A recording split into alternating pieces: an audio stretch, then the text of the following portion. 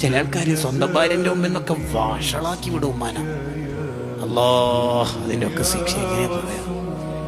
അവരെ കരുണയോടെ നോക്കുന്നത് തന്നെ ഹജ്ജ് ഉംറ ചെയ്ത കൂലിയാണ്. ആ ഉമ്മ പോയാൽ തീർന്ന്. പിന്നെ യൂട്യൂബിൽ പ്രസംഗം ഉമ്മാനെ കുറിച്ച് കേട്ടിട്ട് കരയാന്നല്ലാണ്ട് വേറെ പരിഹാരമൊന്നും ഉണ്ടാവില്ല. ഉമ്മ ഉള്ള കാലത്ത് ഈ കൂലി മുഴുവനും ഭാര്യക്കൂട്ടണം.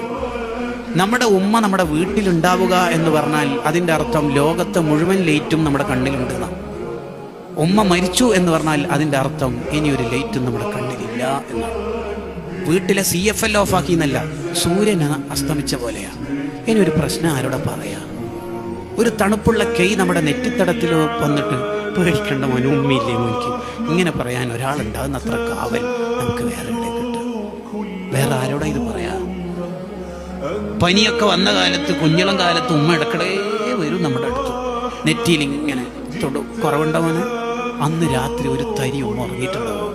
അതിന് ഉമ്മക്ക് ഉറക്കം കിട്ടും. സ്കൂളിലൊക്കെ അയക്കുന്ന കാലത്ത് ദോശയൊക്കെ പാചകം ചെയ്യുമ്പോൾ ഒരു ദോശ ചുട്ട് വേഗം നമ്മുടെ പ്ലേറ്റിലേക്ക് ഇട്ട് ദമോനെ കറി ഒഴിക്കും. അപ്പൊ ഉമ്മ ഇങ്ങനെ നടന്നിട്ട് ചുടുമ്പോൾ വിഷമാന്നല്ലോ. എന്ത് വിഷമൂടാ? അതിൻ്റെ ഇടയിൽ കാലിന് വേദന ഉണ്ടാവും, നടുവേദന ഉണ്ടാവും.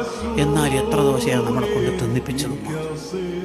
എന്നിട്ട് കളിച്ച് ഗ്രൗണ്ടിൽ നിന്ന് വരുമ്പോൾ ഉമ്മ തിന്നാൻ വിചാരിച്ച് 2 ദോശയോ പത്തിരിയോ പത്തലോ അവിടെ ഉണ്ടാവും.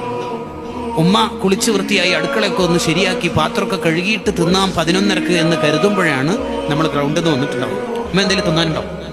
ഉണ്ടല്ലോ, ഫുഡുണ്ടല്ലോ. നീ എന്തായാലും ചോദിക്കുമെന്നറിയാം, എടുത്തു വെച്ചു. ഉമ്മ ഭക്ഷണം കഴിച്ചു. എന്താണെന്നറിയില്ലട്ടോ, ഇന്ന് തീരെ ഒരു വിശപ്പില്ല. ഇതിനെന്താ പറയേണ്ടത്? സത്യം പറഞ്ഞു എന്നാണോ, കളവ് പറഞ്ഞു എന്നാണോ, സ്നേഹിച്ചു എന്നാണോ? വാക്കുകൾക്ക് അതീതമാണ് ഉമ്മ എന്ന 2 അക്ഷരം. വ്യാഖ്യാനങ്ങൾക്കും അപ്പുറത്താണ് ഉമ്മ എന്ന അക്ഷരം തന്നെ. ആ ഉമ്മ എന്ന പദത്തിൽ തന്നെ ഒരു ഉമ്മ വക്കലുണ്ട്. കൂട്ടുകാരെ, എന്നെങ്കിലും ഉമ്മയുടെ ഒരു മാക്സി നമ്മൾ അലക്കി കൊടുത്തിട്ടുണ്ടാവോ?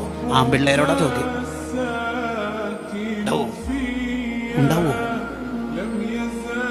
ആ ഉമ്മാന്റെ മുമ്പിൽ നിന്ന് ശബ്ദം ഉയർത്തരുത്. കരുണയോടെ